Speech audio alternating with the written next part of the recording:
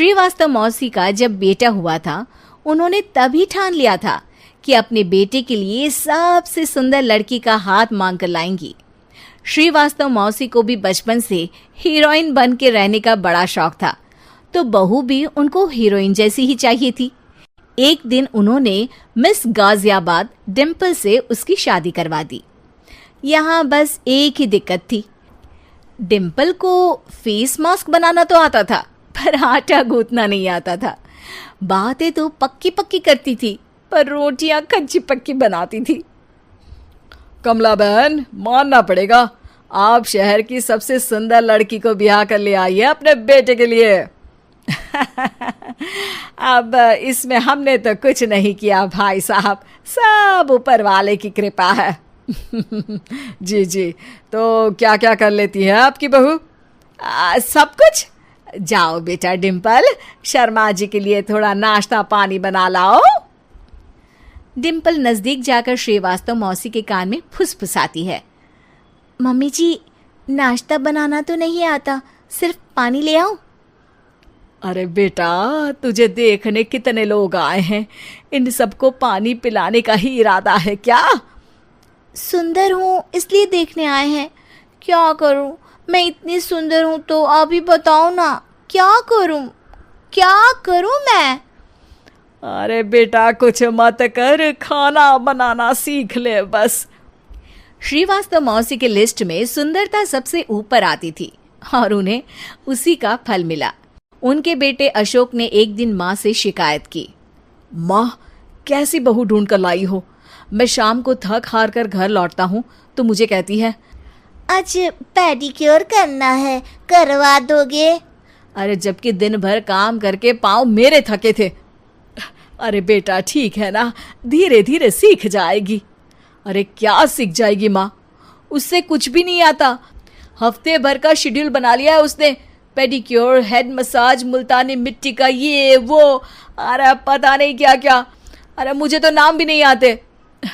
देख बेटा, खाना बनाना, सब्जी काटना, ये सब सीखा जा सकता है, पर सुंदरता नहीं सीखी जा सकती। इतनी सुंदर बहू मिली है, फिर भी तू खुश नहीं है, कैसा बेटा है तू? श्रीवास्तव मौसी का मानना था कि समय रहते बहू सब सीख जाएगी, पर मिस गाजियाबाद से शादी कराने के बाद घर का जो नाम हुआ है वो जरूरी है।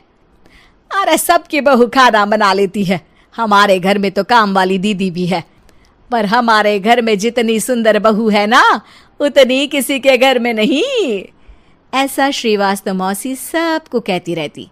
फिर एक दिन वो हो गया जो नहीं होना चाहिए था, डिम्पल को पिंपल हो गया। डिम्पल घर में छुपी बैठी थी, पर ऐसी खबर छिपती कहाँ है। शर्मा जी घर में अपने बेटी की शादी का न्योता देने आए तो उन्होंने पूछ लिया, अरे आज आपकी बहू नहीं दिख रही? हाँ, वो ना थोड़ा काम में बिजी है, आती ही होगी।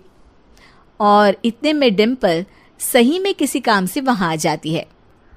बस शर्मा जी की नजर पड़ जाती है डिम्पल के पिंपल पर, जो उन्हें चांद पे दाग जैसा लगता है। पूरे शहर में बात फैल जाती है कि डिम्पल को पिंपल हो गया है। ये दिक्कत काफी गंभीर थी और श्रीवास्तव मौसी को पता था कि अगर ऐसा चलता रहा तो उन्होंने जो हासिल किया था सब मिट्टी में मिल जाएगा। उन्होंने फट से डिम्पल को अपने कमरे में बुलाया। अरे बेटा, शर्मा जी के बेटे की शादी 1 हफ्ते में ही है, हमें उससे पहले ही तुझे वापस सुंदर बनाना पड़ेगा। तू बता, तुझे मेकअप के लिए क्या क्या चाहिए?